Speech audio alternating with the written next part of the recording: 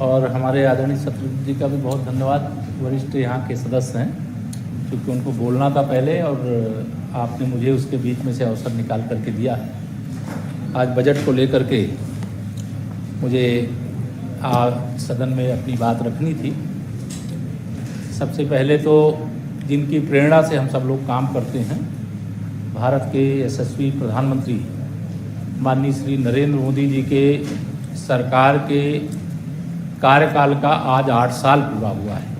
मैं बहुत जोरदार बधाई यहाँ से देते हुए उन्हीं की प्रेरणा से आदरणीय हमारे मुख्यमंत्री योगी आदित्यनाथ जी के नेतृत्व में, हमारे वित्त मंत्री आदरणीय सुरेश खन्ना जी के माध्यम से 2022 और 23 का जो बजट हमारे नेता सदन श्री स्वतंत्र देव जी के माध्यम से रखा गया है, उसी के संबंध में मैं संक्षेप में यहाँ पर आप सबके बीच में बोलने के लिए आया हूँ। सबसे पहले खुशी की बात तो यह है कि उत्तर प्रदेश के इतिहास का अब तक का यह सबसे बड़ा बजट है। लोक कल्याणकारी बजट है, गरीब कल्याण के लिए समर्पित है, किसानों के लिए समर्पित है, मजदूरों के लिए समर्पित है। अर्थात उत्तर प्रदेश की 25 करोड़ जनता के जीवन में चतुर्दिक प्रगति को दृष्टिगत रखते हुए यह बजट प्रस्तुत किया गया है। मैं पूर्ववर्ती सरकारों का जरूर इसमें संकेत रूप में कहना चाहूँगा कि जब भारतीय जनता पार्टी की सरकार होती है तो सबके साथ सबके विकास का बजट होता है, और जब हमारे विपक्ष के जो मित्र लोग हैं वह सत्ता में थे तो कुछ का साथ और कुछ का विकास करने वाला बजट रहा है। लेकिन आज जब आप बजट का मैं यहाँ पर रखूँ कि जब 2022-23 का जो बजट इस बार रखा गया है सदन के पटल पर, उसमें सभी क्षेत्रों का विशेष तौर से ध्यान रखा गया है। गरीब का मतलब केवल बातों तक सीमित रह जाता था, लेकिन आज पूरे हिंदुस्तान में जब से माननीय नरेंद्र मोदी जी के नेतृत्व में देश की सरकार बनी है और जब से हमारे आदरणीय योगी जी के नेतृत्व में प्रदेश की सरकार बनी है, तो सबके साथ सबके विकास की भावना से जो काम करने का एक लक्ष्य है, उस लक्ष्य की पूर्ति को ध्यान में रख करके इस बार का बजट प्रस्तुत किया गया है। और इस बजट के माध्यम से केवल ये नहीं कि हम लोग बजट केवल सदन में लेकर के आए हैं कि हम प्रदेश की जनता के जीवन में खुशहाली लाने का चतुर्दिक प्रयास करेंगे, बल्कि अगर मैं कहूँ कि 2017 से 2022 के बीच का जो हमारा 5 बजट रहा है, वह 5 बजट के माध्यम से, जब हम 2017 में सरकार में आए थे तो सरकार में आने से पहले हमने जनता से एक वादा किया था। वादे के रूप में एक लोक कल्याण संकल्प पत्र लेकर के आए थे, और उस संकल्प पत्र की अधिकांश बातों को 5 वर्षों में पूरा करने का काम जैसे पिछली सरकार के समय किया गया, वैसे 2022 में जब हमारी सरकार बनी है तो सरकार बनने के बाद पहले ही बजट में लगभग 97 ऐसे हमारे वादे रहे हैं, जिन वादों को पूरा करने के लिए 2022 और 23 की इस बजट में प्राविधान किया गया है, जो अपने आप में एक रिकॉर्ड है। यद्यपि हमको जो हम लोक कल्याण संकल्प पत्र है वो कोई 1 वर्ष के लिए नहीं है, वो 5 वर्ष के लिए, लेकिन पहले साल ही के बजट में अगर हमने 97 ऐसी योजनाओं को शामिल किया है तो हमारा स्पष्ट कि हमारी कथनी और करनी में कोई अंतर नहीं रहता है। इसलिए इस बजट को इस दिशा में ले जाने का काम किया गया है। मैं अभी हमारे मित्र दीपक जी बोल रहे थे, तमाम सारी बातें मैं बड़ा ध्यान से आपकी बात सुन रहा था।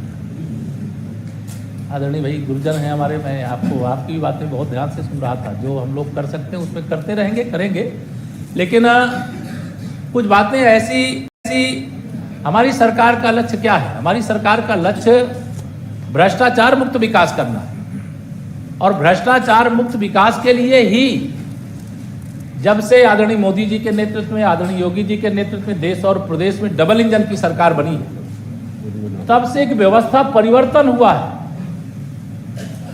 देश भर में 40 करोड़ से अधिक गरीबों के बैंक, किसानों के बैंक खाते, मजदूरों के बैंक खाते खुले और उन खातों के माध्यम से, डीबीटी के माध्यम से किसी भी प्रकार की योजना बनती है तो उनका जो पैसा देना है वह पैसा उनको डीबीटी के माध्यम से भेजा जाता है। मुझे याद है, मैं उस समय, मेरी आयु कम थी, राजनीति में भी नहीं था, लेकिन उस समय देश के प्रधानमंत्री हुआ करते थे श्री राजीव गांधी जी। वो संसद में खड़े होकर के कहे थे कि हम दिल्ली से अगर 1 रुपया किसी योजना को बना करके किसी के लिए भेजते हैं तो पहुंचते पहुंचते पहुंचते पहुंचते जिसके लिए बनाते हैं वहां 15 पैसा पहुंचता। लेकिन आज हमें गर्व है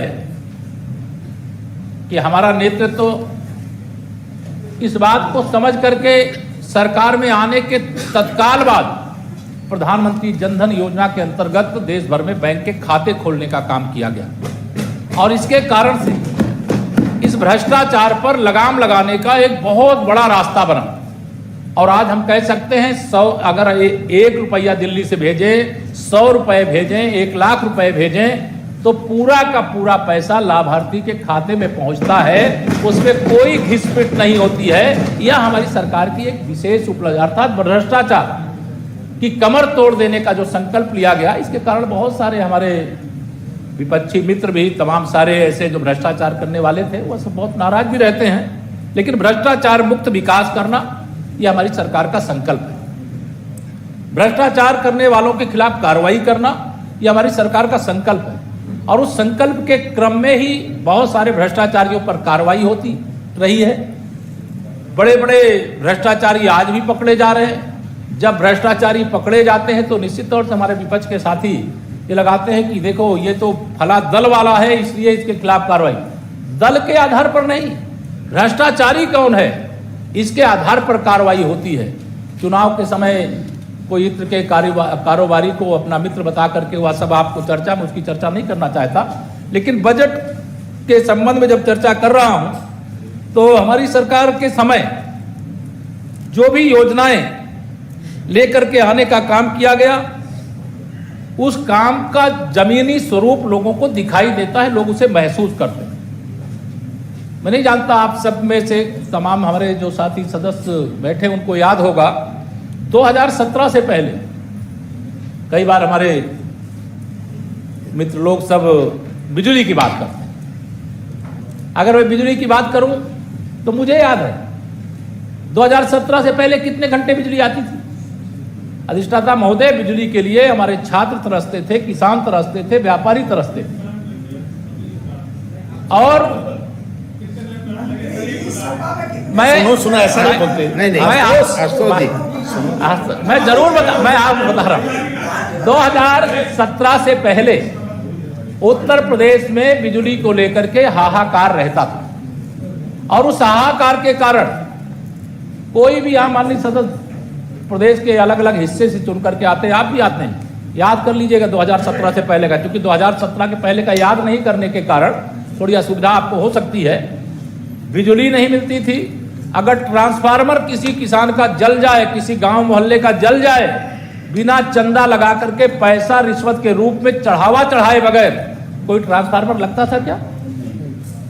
लेकिन आज हमारी सरकार आने के बाद जो हमारे जो विद्युत उत्पादन के केंद्र हैं उनमें बढ़ोतरी भी की गई है। ट्रांसफार्मर अगर जल जाए तो 48 घंटे 72 घंटे के अंदर किसान को और उपभोक्ता को लेने के लिए नहीं जाना पड़ता है, सीधा विभाग के लोग लेकर के आकर के लगाने का काम करते। नहीं ट्रैक्टर लिए हुए और गाड़ी लिए हुए ट्रांसफार्मर के लिए लाइन में हमारे लोगों को खड़े रहना पड़ता था। आज यही परिवर्तन है। जो परिवर्तन होता है उसको स्वीकार करना पड़ेगा। आज उत्तर प्रदेश जिस प्रकार से विकास के पथ पर आगे जा रहा है उसका कारण क्या है? दुरुस्त कानून व्यवस्था। अगर कानून व्यवस्था दुरुस्त नहीं होती तो कोई उत्तर प्रदेश के अंदर ना व्यापार करने के लिए आता, ना उद्योग लगाने के लिए आता। हमारी सरकार में जब अपराधियों के खिलाफ कार्रवाई होती है तो हमारे तमाम सब, मैं जानता हूं आप विपक्ष के हमारे सब मित्र लोग हो, बहुत दर्द होता है, क्योंकि अपराधी जहां होगा उसके खिलाफ कार्रवाई होगी और अपराधी का राजनीतिक रिश्ता जिनसे होगा स्वाभाविक तौर से उनको दर्द भी होगा। तो मैं यह जरूर आज सदन में कहना चाहता हूं, यह योगी आदित्यनाथ जी के नेतृत्व वाली चुस्त और दुरुस्त कानून व्यवस्था को बना करके रखने वाली सरकार है। इस समय पुलिस ये नहीं है कि कोई भैंस खोजने में लगा दी जाती है, बल्कि पुलिस को अपराधियों को खोजने, पकड़ने और उनके खिलाफ कठोर से कठोर कार्रवाई करने के लिए लगाया जाता है। अगर कोई कहीं पर गलती करता है तो उसके खिलाफ भी कार्रवाई की जाती है। लेकिन अपराध मुक्त उत्तर प्रदेश ही विकास युक्त उत्तर प्रदेश की गारंटी है। इसलिए हमारी सरकार ने अपराध मुक्त उत्तर प्रदेश बनाने के लिए, भ्रष्टाचार मुक्त उत्तर प्रदेश बनाने के लिए, गरीब आदमी, हम लोग तो उस बैकग्राउंड से, मैं तो स्वयं आने वाला हूं, तो जो गरीबी के दर्द को जानता है और जब गरीब कल्याण की योजनाएं प्रदेश के अंदर लागू होती है, उसके कारण से 1-2 लाख नहीं, करोड़ों की संख्या में जब गरीबों को गरीब कल्याण की योजनाओं का लाभ मिलता है तो उसका व्यापक परिणाम होता है।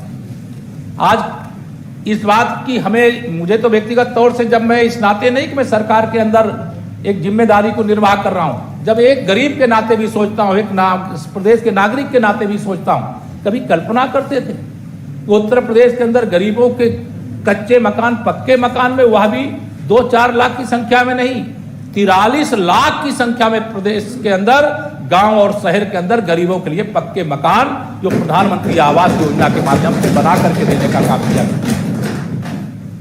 हम सब गांव के, इसमें से कई सदस्य हमारे साथी गांव के रहने वाले।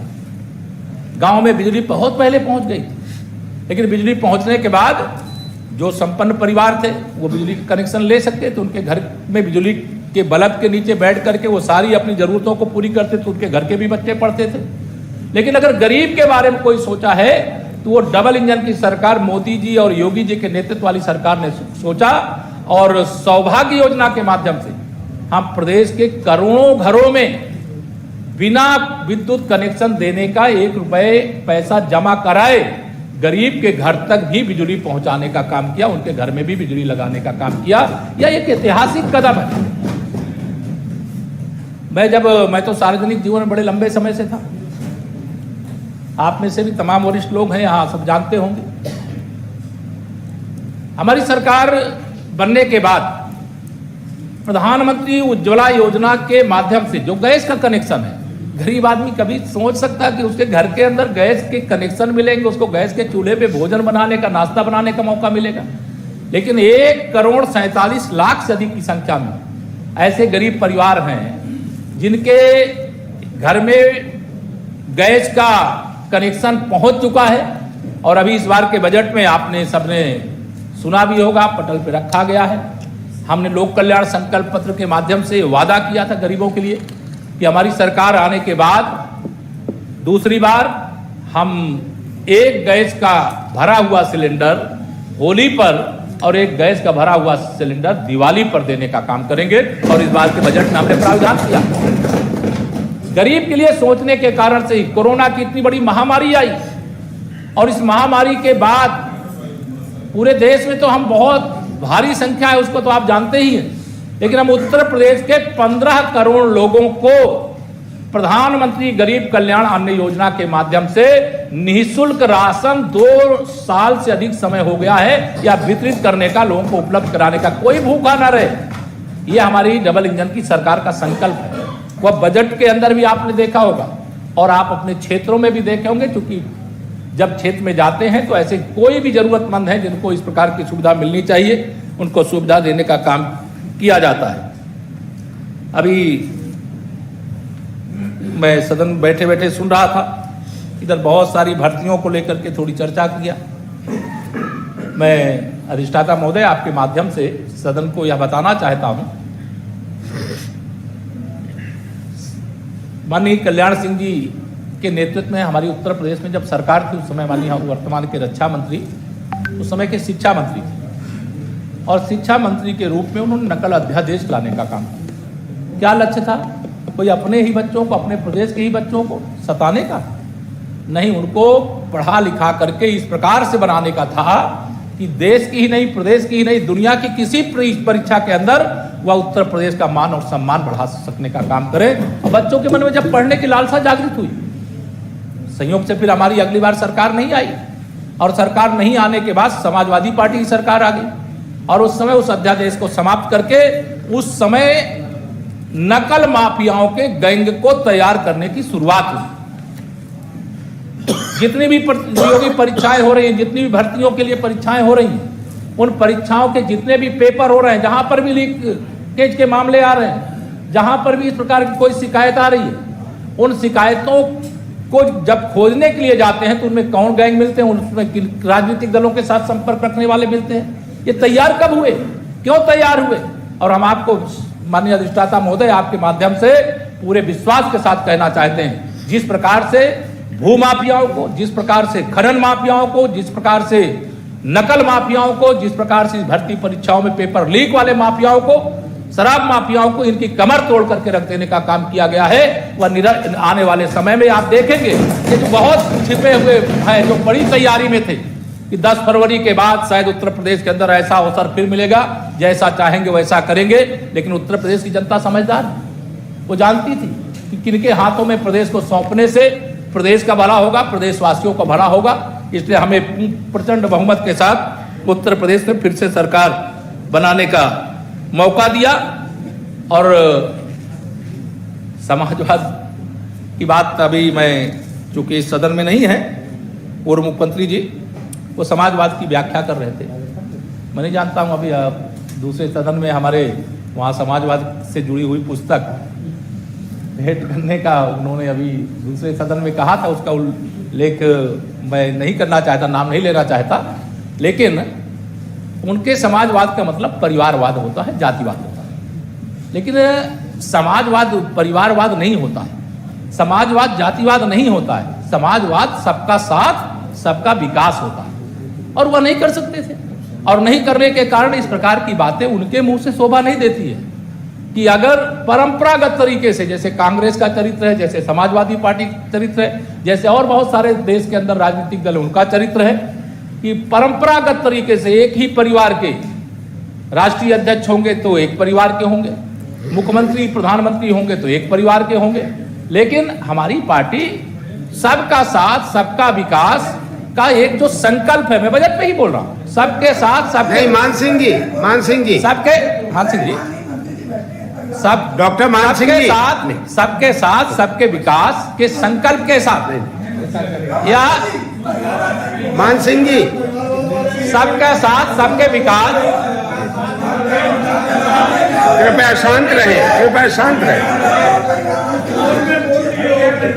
सबके साथ सबके विकास के संकल्प के साथ हमारी सरकार का यह शानदार बजट आया है। हमारी सरकार का यह भी लक्ष्य है, जो निराश्रित गौवंश है, उस पर हमारे विपक्ष के साथी कई जगह सवाल उठाते हैं। लेकिन मैं उनको बताना चाहता हूं, भारतीय जनता पार्टी की सरकार जब से उत्तर प्रदेश में बनी है, गौवंश के गर्दन पर कोई खंजर नहीं चला सकता है। पहले सरकार और गौवंश के तस्करों का क्या रिश्ता था, उसके कारण क्या प्रदेश के अंदर परिस्थितियां पैदा होती थी। हमने लाखों की संख्या में गौवंश के लिए गौ आश्रय स्थल बनाने का काम किया है, आगे बजटीय और प्रावधान किया है।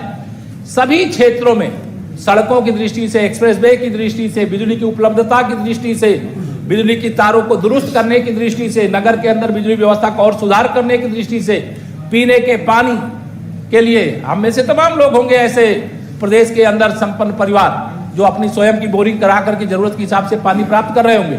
लेकिन तमाम गरीब परिवार ऐसे हैं, दूर दूर जा करके वो पानी, पीने का पानी लेकर के आते थे। लेकिन मेरे प्रधानमंत्री माननीय श्री नरेंद्र मोदी जी के नेतृत्व में, उनके मार्गदर्शन में, हर गरीब हो चाहे अमीर हो, हर घर नल से जल पहुंचाने का एक जो संकल्प लिया गया, हमने इस बजट में भी उसका प्रावधान किया है।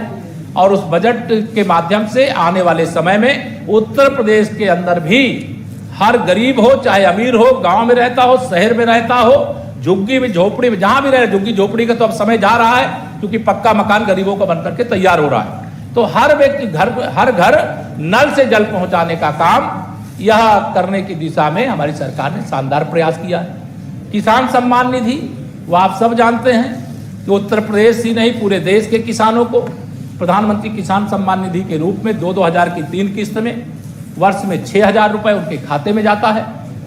और हमारी सरकार ने किसानों के उत्थान के लिए अनेक प्रकार के कदम उठाए। मैं लंबी बातें नहीं करना चाहता, लेकिन आप सब लोगों से बस इतना ही, आप माननीय अधिष्ठाता महोदय, आपके माध्यम से मैं यहाँ पर यह कहना जरूर चाहता हूं कि फिर भी आप हमारे जो विपक्ष के साथी हैं, कोई भी अच्छा सुझाव सरकार उसको जरूर ध्यान देगी और प्रदेश की भलाई के लिए जो अच्छे आप सजेशन देंगे उनको स्वीकार करेंगे और उसके लिए जो अच्छा से अच्छा कर सकते वह करने का काम करेंगे।